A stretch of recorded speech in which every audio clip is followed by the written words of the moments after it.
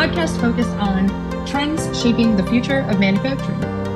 I'm Alexandria Bjork, your host, here with A.W. Schultz, two thought leaders with a passion for people and manufacturing. Today and every episode, we are diving deep into the advancements, sustainable practices, and dynamic changes transforming how we produce everything. And now welcome Alexandria Bjork and A.W. Schultz.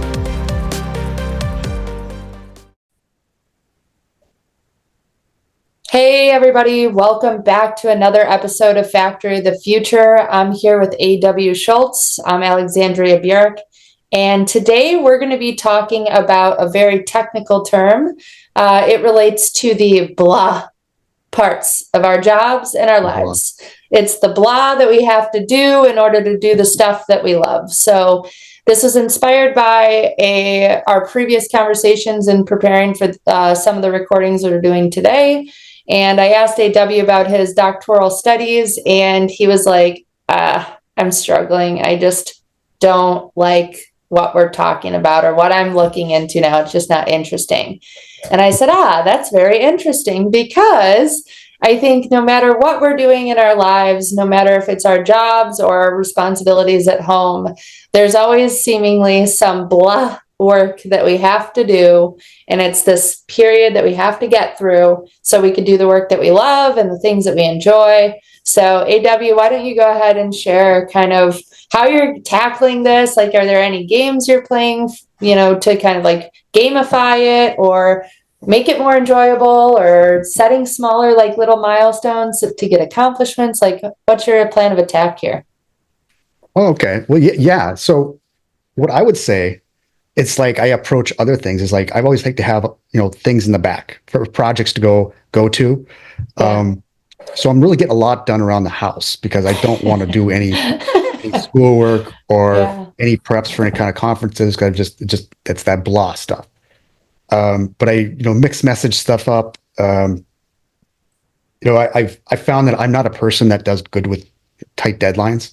I need to think. I'm a reflector. Yeah. So those are kind of things that I do to get through the day on it. But as I'm going through this research that I'm doing, and part of my scholarly project that I'm working on is understanding how to engage employees in Industrial 5.0. And particularly, I'm looking at a leadership guide to how to motivate it. The leaders, because when you think about Industrial 4 or 5.0, it's a human-centric approach. It's taking what humans have and driving them to drive sustainability to better the planet, better the factory. So a lot of what I've got circling around is around different theories and theorems and how training goes, how people think, and it's just it comes in and it just kind of goes into that blah stuff. Yeah. Trying to find a theory that works for us, because we talk about.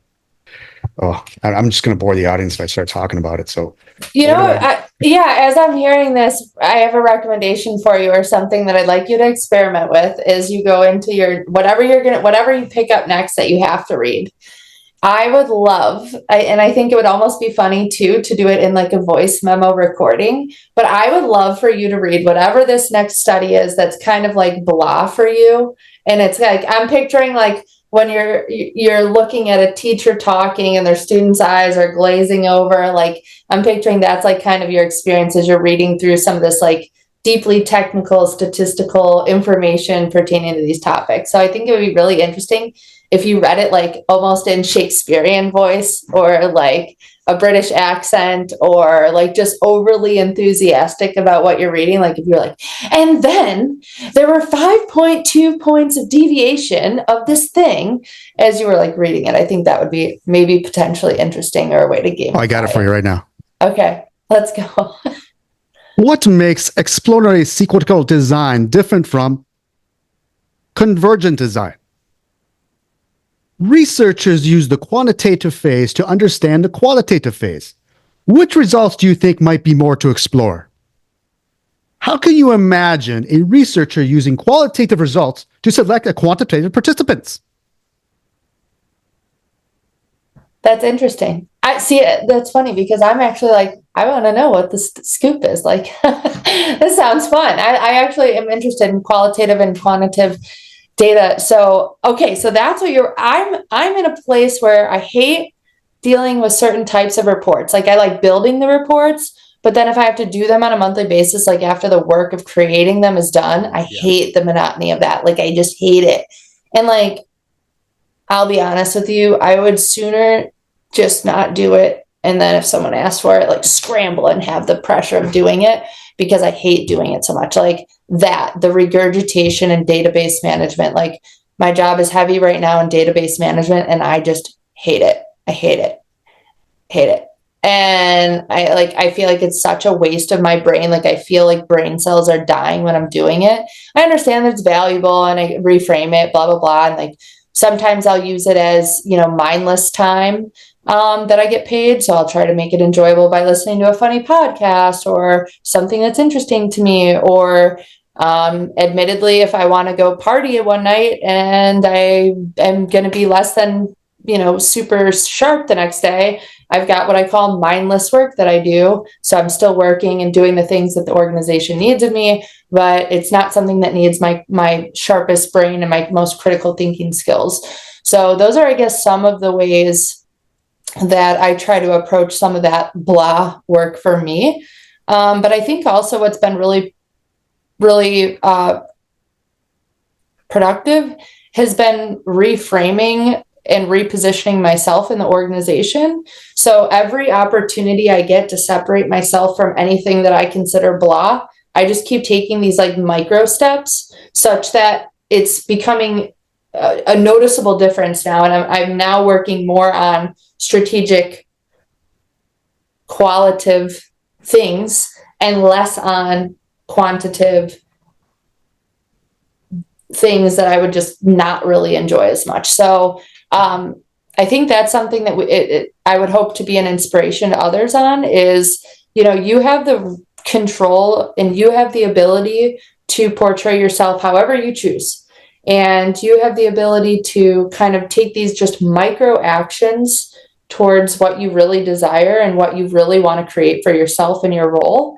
And just do those things, do more of those things and move more towards what lights you up and move away from the blah stuff. And I think you'll be surprised within a year or 2 years what your role might look like and how it might be much more aligned and much more invigorating to you. But you have to take the steps yourself. You can't rely on your bosses to create a role for you that you love, and you can't expect it to be done in one felt sweeping motion. Just take micro steps. I think that's one of my biggest tips. But yeah. That was one of my things. I spent a lot of time in manufacturing, and it is a very blah job at sometimes, especially if you're working on a piece of equipment or you're an operator. Yeah. And I remember, being in much younger, the holy job I had to do was count to 10. Yeah. Lasagna slices, count to 10, put them in the container, rolls it away. And the one thing that's probably one of my learnings over the years is like, how do you get people engaged and finding that thing that they care about? And one thing that I had a fun time was we built these natural work teams. So basically, as you start your shift, you work on a line, right? And it's basically a toolbox meeting, but it was with the operators. Yeah. We would make the mechanics be part of it too. And we built this, I called it a rack and stack. So basically we had all these different scorecards. So if you were a part of an operator or part of a team that won, well, first of all, if there's any injuries, you're disqualified. Yeah. Disqualified for the month. Safety holds, you might be disqualified for the month. But if you're applying like creating value added, visuals or 1 point lessons to share out, or bringing stuff to the group, or having new ideas for the facility, they would get a reward, and we'd go around with a traveling trophy. But it didn't work for the entire plant. But I tell you what, those that were going back and forth and winning it every month, they were engaged. Yeah. And it was all about just trying to remove that blah, because when you think about you're working third shift on a Sunday night Yeah. and it's just, you'd rather be anywhere else but right at your job, just sitting there watching Yeah. something go down, the widgets going down Counting to the assembly 10. line. Yeah.